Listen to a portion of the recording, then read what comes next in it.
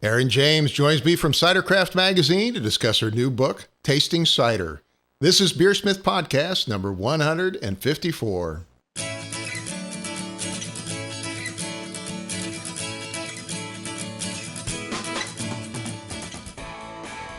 This is BeerSmith Podcast number 154, and it's early August 2017. This week, Erin James joins me to discuss her new book, Tasting Cider. Thank you to this week's sponsor, Craft Beer and Brewing Magazine. They're running an amazing deal right now. Get 20% off your subscription when you use the offer code BeerSmith2017. Every issue of Craft Beer and Brewing Magazine is packed with articles for home brewers and beer lovers. And you can read my new column called Ask the Experts. Take advantage of this special deal when you use the offer code BeerSmith2017 at beerandbrewing.com. Again, that's beerandbrewing.com. And also the new BrewVision thermometer from Blickman Engineering. This interactive wireless digital thermometer connects right to your iPhone or iPad and lets you remotely monitor and record temperatures. You can download your recipes right from the BeerSmith cloud and set updates and alerts as you brew. Get the BrewVision Bluetooth thermometer today. Another great innovation from BlickmanEngineering.com. And finally, BeerSmith Software, the industry standard for home and professional brewers that lets you design great beer recipes and brew with confidence. Download your free 21-day trial from BeerSmith.com today. And now let's jump into this week's episode. Today on the show, I welcome Erin James. Erin is editor-in-chief of Cider Craft and SIP Northwest magazines, and also author of the new book, Tasting Cider. She can be found online at cidercraftmag.com. Erin, it's great to have you on the show. Oh, thanks for having me. I'm excited to be here. So you just put together a new book called Tasting Cider, which I have a copy in my hands right here. Can you tell us a little bit about it?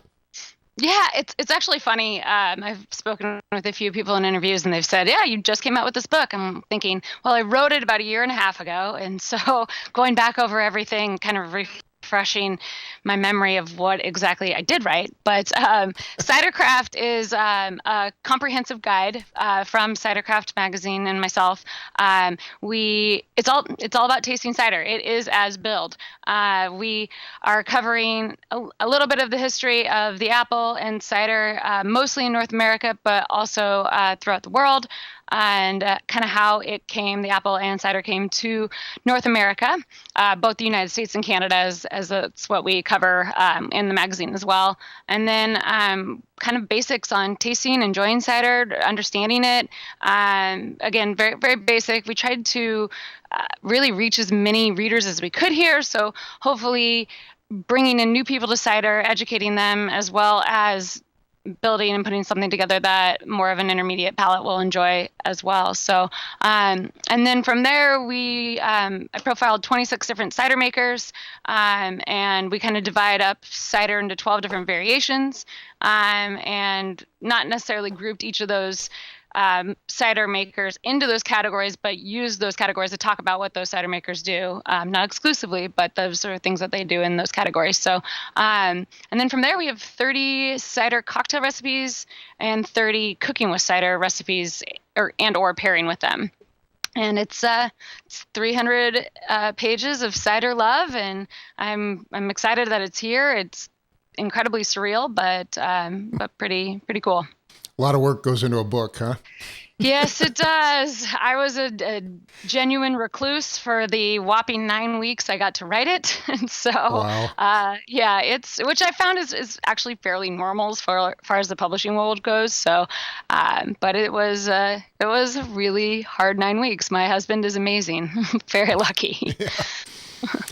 Well, we've seen a huge explosion recently in ciders here in the United States. It was almost a lost art for a long time. What do you think's been driving the sudden explosion in ciders particularly the last couple of years?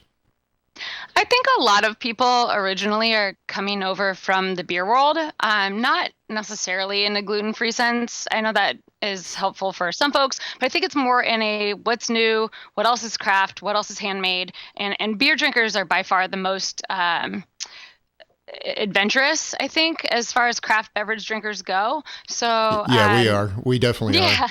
Yes, I say that as a fellow beer drinker. It's exciting to see that community, the beer community, really embrace the cider community, and really kind of you see beer brewing innovation trickle into cider production, which is also really exciting and new world and innovative. So I think that has a lot to do with it. I think there is kind of a gluten-free push. I don't like to credit it to that. I think it's the demand for more, for different, for craft, for farm to table, local. But approachable artisan. And that's the best part about cider is that even on the high end, it'll still be cheaper than a mid-priced bottle of wine, and just as complex, just as it can pair with food just as well. And it's just, yeah, I think approachable artisan is probably a good way to put that. But And it's been interesting. I've seen both beer breweries come into the cider market, and also wine and mead makers coming into the cider market from both ends. yeah, I mean, it depends on where you are, especially in Canada. But a lot of these licenses, like a winery license, can produce cider on its own. It doesn't have to apply for another license. Breweries are different in the states, in most states. Yeah. But I think in the provinces, if you have a brewery license, you can also produce cider. So there's these legalities that are making it easy to kind of launch into these new beverages. So that makes it easy to get cider in front of beer drinkers when they're at a brewery drinking the brewery cider. Mm-hmm. Well, cider has a rich history going back many thousands of years, and I know you addressed some of this at the beginning of the book. Can you tell us some of the things you learned researching the long history of cider? Yeah, I think probably the best known parts of cider's history are America's founding fathers, and Thomas Jefferson loved Newtown Pippin, and it was planted on his Monticello orchards and still is in Virginia, which is really cool. Just kind of that history there. Benjamin Franklin's like the best drunk guy ever. He has incredible quotes about all beverages, but especially cider, which was really fun to research that. But I think probably the most interesting thing historically I found was the amount of like early this well like Julius Caesar, Queen Victoria, Charlemagne, Pliny's an obvious one. He loved everything too. But all of those, I mean, probably less so Queen Victoria, but all those people are known for their love of drink. So it was just really fun to see that and find out that information. And there was a tablet found from Mesopotamia that had the sale of an apple orchard, literally written in stone, which was also really cool to find. Also, I love the folklore behind the apple. There, almost every religion and every folklore has some kind of mystic belief behind the apple, which is really fun. I heard this before writing the book, but that it wasn't necessarily an apple. Like historians don't believe it was an apple in the Garden of Eden, that it was a fig. So kind of fun there to find out that the apple isn't so evil after all. Ah, it's not the apple's fault, huh? Yeah, exactly. And I thought it was interesting, too, in your book, you mentioned that cider and apples were actually brought over in the Mayflower. They were not native to North America, or not many. I think crab apples were the only ones that were native to North America, right? Yeah, that is correct. Yeah, another cool thing about the Mayflower, they believe that a spoke was broken, and that they used the cider mill to kind of push it up and keep it in place and keep the boat afloat, which was really fun. It kind of helped them bring it over. And the Puritans were in what is now America for 9 days before they planted an apple tree. And it's so much a part of culinary and beverage history, from the Kazakhstani Alps all the way to Washington State then and now. So it's hugely historical. Interesting. Well, of course, cider making was popular in the early United States, but largely got wiped out by Prohibition, right? Yes and no. Mostly yes, but also a changing economy, immigration, Germans bringing ales and lagers, and English bringing over ales. There's a lot of beer that also dented the continuing growth of cider after Prohibition, but also they ripped out a ton of orchards, and they kept planting things like wine grapes and wheat and I mean, a lot of things that could be used for culinary use, but for cider apples, a lot of them went to the wayside because they weren't edible. They're too tannic, too acidic, incredibly tart, and so people didn't want to eat them. So why keep them around? So yeah, cider really disappeared for a good 70, 80 years until it came back, and it flopped when it first came back in the 80s and 90s, and then another 20 years later, a lot of it potentially riding on the coattails of craft beer becoming so successful in the early 2000s too. In 2011, cider took off. So it just took almost 100 years. Wow. Yeah, that's a long time. Yeah. The variety in ciders is pretty large. What can you tell us a little bit about some of the different kinds? And let's start with maybe talk about dry to sweet, for example. Yeah, I mean, what we talked about in the book are just basic foundations for sweetness levels. There are obviously exceptions. These are all typical, but still that's not always the case. So dry ciders are typically higher in tannin and bolder in acid. The residual sugar is usually less than 0.5% at the most per gram per liter. Whereas off dry is usually between 1 and 2% per gram per liter, fuller bodied than bone dry, but more fruit forward and still relatively dry. And then semi-sweet, semi-dry is kind of in the middle. That can be anywhere between 2 and 4% residual sugar, and again, fuller bodied, softer tannin, and so on. And then sweet is 4% or higher, and that can be something that is made from concentrate as well as a fully dessert wine like ice cider or late harvest. So that has a large swing between sweetness on that. So, but again, those are very loose descriptions too. Right, but if I just take apple juice and ferment it out, it's going to be pretty dry, right? To start with? In most cases, in almost all cases, if you ferment from apple juice to cider, it will completely ferment to dryness. There aren't any unfermentable sugars left in it, like in beer. It'll be totally dry unless you stop it, which is a whole process I'm not even going to get into. But the sweetness is definitely put back in most cases. Right. Can you walk us through the basic process you use to turn apples into cider? Yeah, so I mean that's the really cool thing about cider is it's at its basic foundation just apples and yeast. And if you have some unpasteurized farmhouse cider laying around in a farmhouse and some ambient yeast fall into it, you're probably going to have cider in a couple weeks. So it's just basic fermentation of yeast eating the sugars of the apple and spitting it out as alcohol. So and then and that can obviously take way more complex levels, but that's the basic foundation there. Yeah, I started making cider last fall with just unpasteurized apple juice is really all you need. I'm sorry, it could be pasteurized. Let's see, no additives, right? I'm sorry. Yeah, it's pasteurized, it's best to go organic because that usually keeps out all of those kind of additives that are going to stop or prevent fermentation from happening. But yeah, honestly, you could get Trader Joe's unpasteurized raw cider and ferment it, and it'll work that way. But it just depends on what you want to do or what you want as the final outcome. And what you put into it is what you're going to get. And of course, the variety of apples makes a huge difference too. You were talking earlier that a lot of traditional cider apples are more tannic, for example. Yeah, I mean, the more traditional cider apples in European sense, like French and English, are going to be mostly bitter sweets and bitter sharps, which are typically more higher in acid and higher in tannin. So, and that will result in a more complex cider in most cases. I always liken it to like you wouldn't ferment a Concord and expect it to taste like Cabernet. So some people do want to do that because they want to use Fuji as a base apple, and then they want to add in hops, or they want to add in blackberry juice or something else to take it to the next level. Excuse me.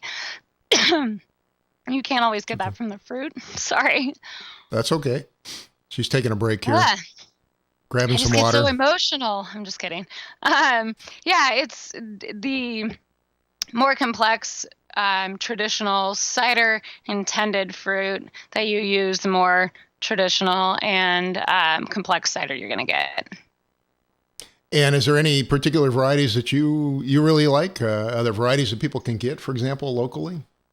Yeah, I mean, it depends where you are locally, but there are classic traditional cider apple varieties like Kingston Black is the Holy Grail, and Dabinet and Porter's Perfection, and they don't have to necessarily be in European cider apple varieties. I think to make a good cider, like Newtown Pippin isn't necessarily a cider apple or cider specific apple. It's a mixed use, same as Roxbury Russet and oh my gosh, Northern Spy. Those are all great pie apples in like the Great Lakes area, but they also make great cider. They end up having the qualities to make a balanced cider, which is just ultimately what you want. So you need to have good acid, good tannin, and good fruit. So that brings out if you have the apples to bring to that, whether they're mixed use, culinary, or traditional cider apples. It just depends on what you want. And of course, a lot of sweet ones are made by a process called back sweetening. Can you talk to us about how you might back sweeten a cider to sweeten it up to bring it off that dry finish? And it doesn't have to be, even if you back sweeten to just 0.5% residual sugar per gram per liter, it would be considered a dry cider. Even if you just are back sweetening with a little bit for texture, I think, more than sweetness. So you can back sweeten with any natural sweeteners, from maple to honey to cane sugar. You run the risk with back sweetening of re-fermenting because the yeast are like, oh yeah, sugar again, let's do this. And so there's additives that you can use to stop the re-fermentation, like sulfites, sorbate. Yeah. So sulfites the traditional approach is sulfites and sorbates, potassium sulfite, right. Potassium sorbate. Potassium sorbate's the most common one for cider. But whatever you want to use to stop it. So I should have made that's okay. The key is you stop the fermentation first, right? And then you add the sugar back in, right? When you add the sugar back in is when you stop the fermentation, because the fermentation should have completed. The initial fermentation should have completed. When you add the sugar back in, it can cause or run the risk of re-fermenting. So that's when you add in something like sulfites or potassium sorbate. So right. I think that covers it. I am not a cider maker, just for the record here. That's okay.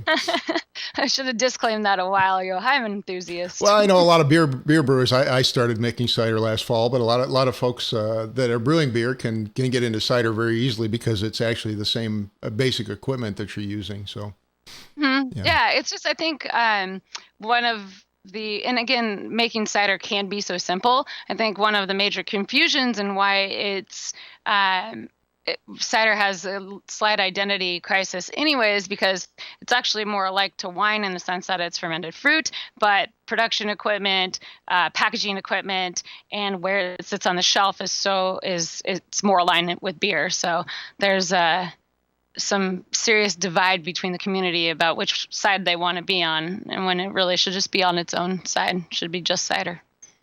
Yeah.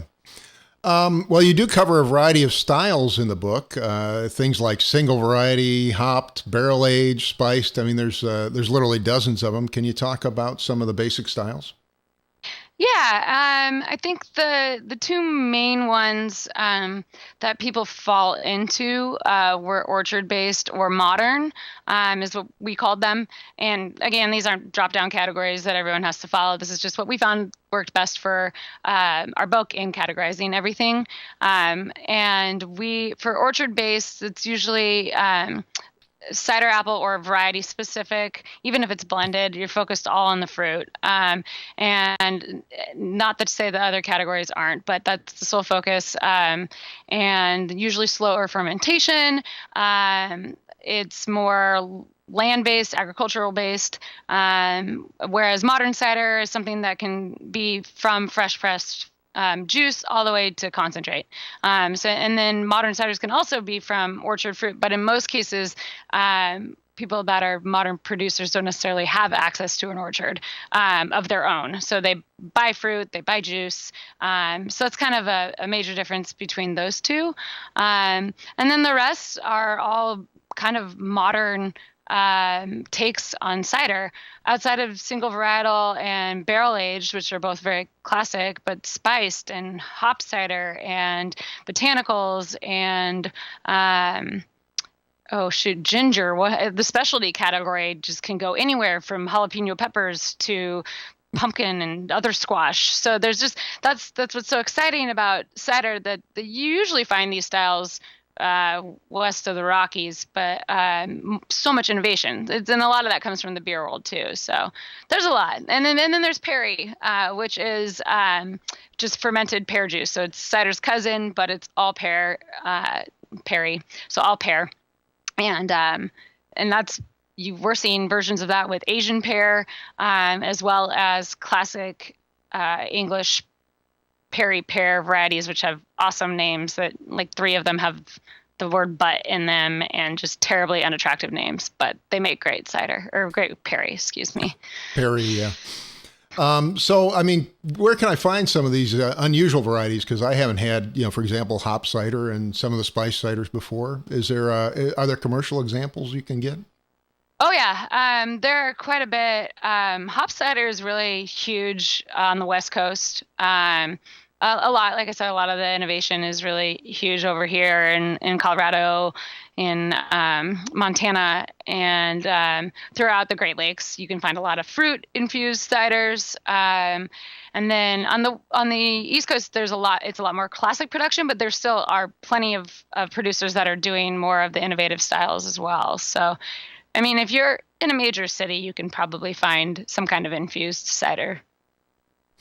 And has there been any step up in production of cider-specific apples now? You mentioned a lot of them were wiped out some time ago. Yeah, so there's people that are really committing to the planting. It's not nearly as much as it should be to supply an entire industry by any means. There's a really large grower in Washington State, but even then, really large is only 55 acres, maybe 60 now. There's in New Hampshire, there's a grower, cider maker that I'm not totally sure of his total acreage, but he has a lot of classic cider varieties that he'll sell his juice for. And ship it clear across the country. So that's what people are really faced with right now, is if you want to get these apples, if they're not grown in your area, then you have to buy it as juice usually and then have it shipped to you. So it would be great to see more actual cider-specific apples available, but it really will take changing the minds of long-term multi-generational farmers, and that's not something that they're necessarily known for changing their minds quickly or easily for. So I think that if people are able to plant more of their own stuff or plant more in a high-density orchard sense, then you'd be able to grow more and yield more, but it'll just take time. Yeah, I wouldn't be surprised to see it change. We've seen a huge revolution really in the hop industry recently, driven by the craft beer industry. They were moving in the 70s and even early 80s into just producing hops that were really high alpha acid for a lot of the big breweries. And then the craft beer revolution just took them in a totally different direction. And now you're seeing, huge numbers of hop varieties grown. And I wouldn't be surprised to see the same thing happen in cider as it grows. Yeah, I'm in Seattle, so I'm fairly versed in the Yakima Valley hop scene, and that's something that's been, the boom of aroma hops has been huge, and those are the kind of hops that cideries are going to want to use. over more so like the noble varieties, which people are using. But hops are tough. You need something more citrus forward, something that's going to complement the apple fruit. Otherwise, it can clash terribly with cider. Oh yeah, So no. My point was just that that the hop industry changed dramatically, driven by the craft beer industry, and I think you could actually see the same sort of thing happen in the apple growing industry over the next couple of years. It wouldn't surprise me at all. Yeah, hopefully. I mean, I think it'd be beneficial to all of the producers, and over time, it'll be beneficial to the growers. It just takes about 10 years or longer to grow a mature cider apple tree. So it's an investment first before anything. Okay, well, let's go back to the book for a minute. You have a whole section on cider cocktails, which relatively few of us have sampled. Can you walk us through some of the cocktails you might be able to make with cider? Yeah, I mean, we have 30, so we got lots of options. Just pick your poison. The book is separated into 4 different sections. So we have kind of clear liquor, brown liquor, aperitif, and oh my gosh, mezcal, tequila, rum. So it's been really fun. It was really fun a year and a half ago when we did this, to put all the recipes together and figure out what works. And cider's really amiable in the sense that it plays so well with whiskey. That's kind of the mainstay of a cider cocktails with whiskey. But it shows its vibrancy with botanical gin. It does shockingly well with tequila and mezcal, especially mezcal. That smoke quality with the apple fruit is really nice. But for the book, we just reached out to top bars and bartenders across North America and said, hey, we know you're a good bartender. We know this is a great bar.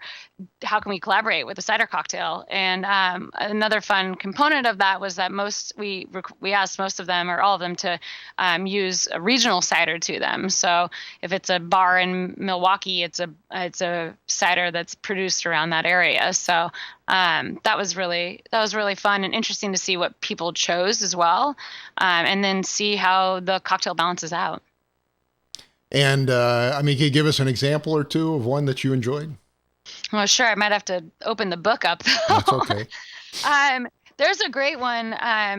Like I said, I'm in Seattle area, but we have a great one from Capital Cider, which was the city's first cider bar.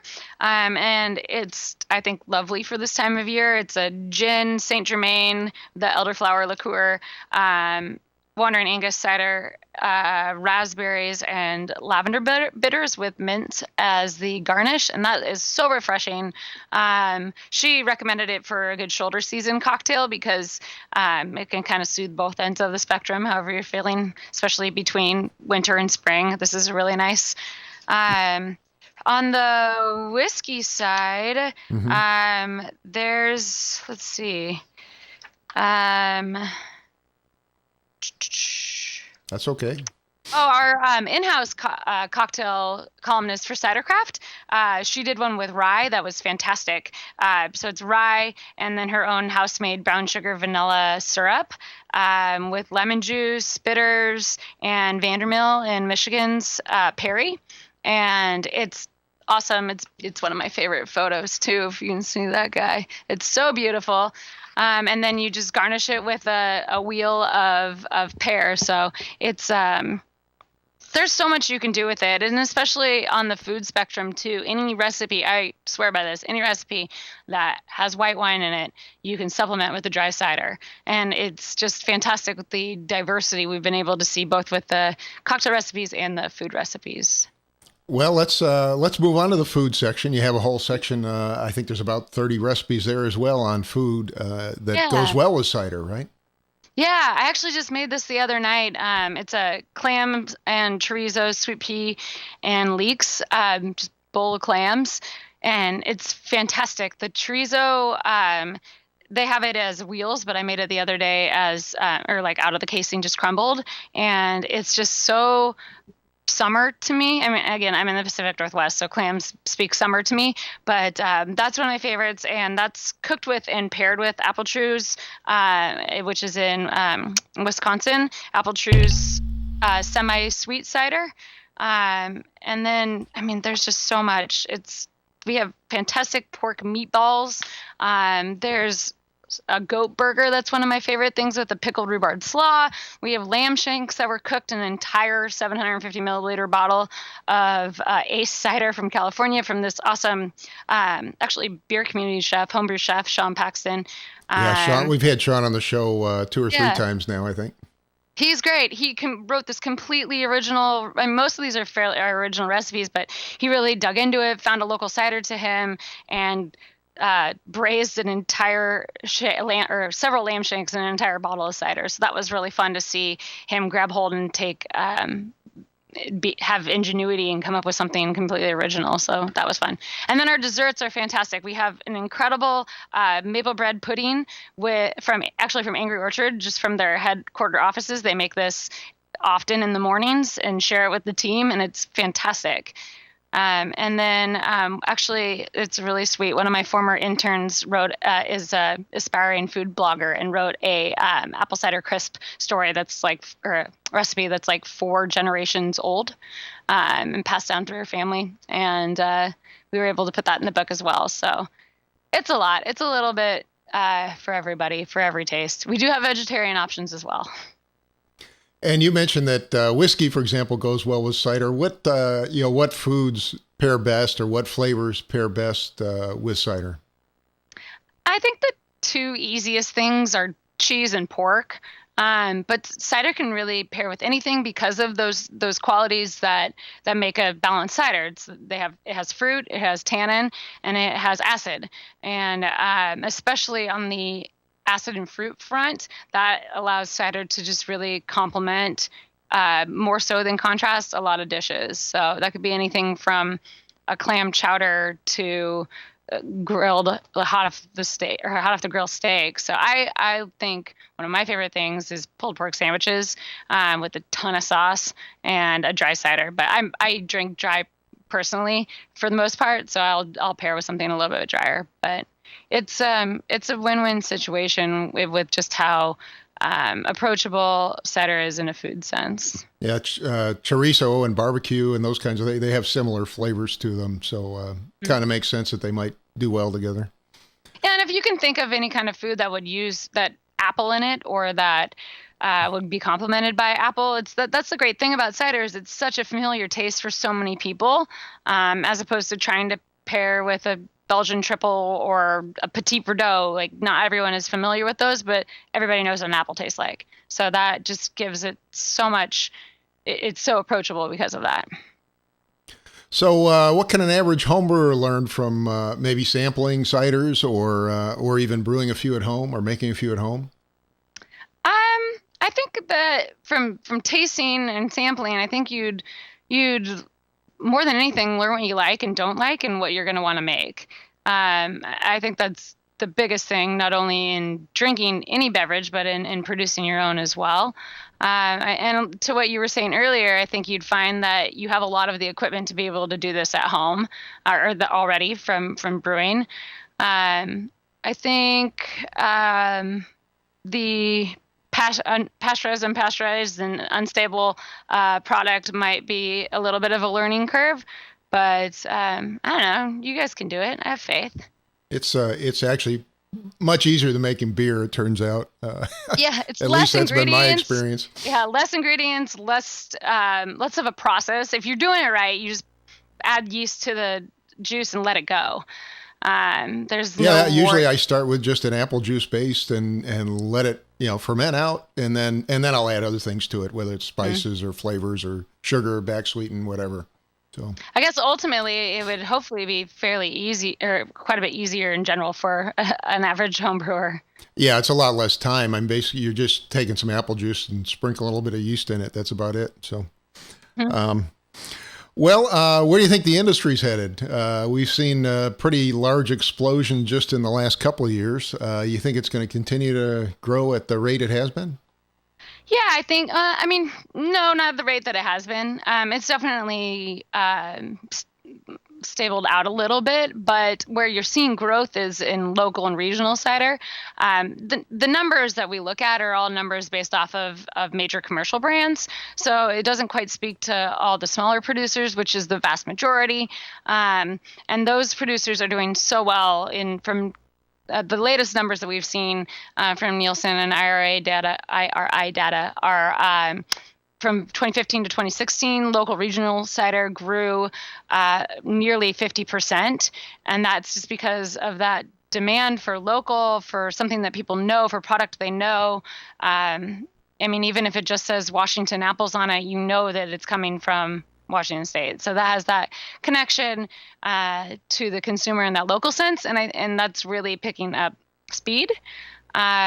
But whereas larger brands are competing with the hard seltzers and root beers and lemonades that are out there as well. So I think it will continue on that path for what the future looks like, is more regional, local. And what I'd love to see is more emphasis and consumer connection with the apple itself. I mean, cider would not be here without the apple, and so there's not as much of a connection to that that I wish there was, and hopefully that will, as a consumer is educated in what kind of product is out there, they'll learn other apples and varieties and what it takes to make a complex cider as well.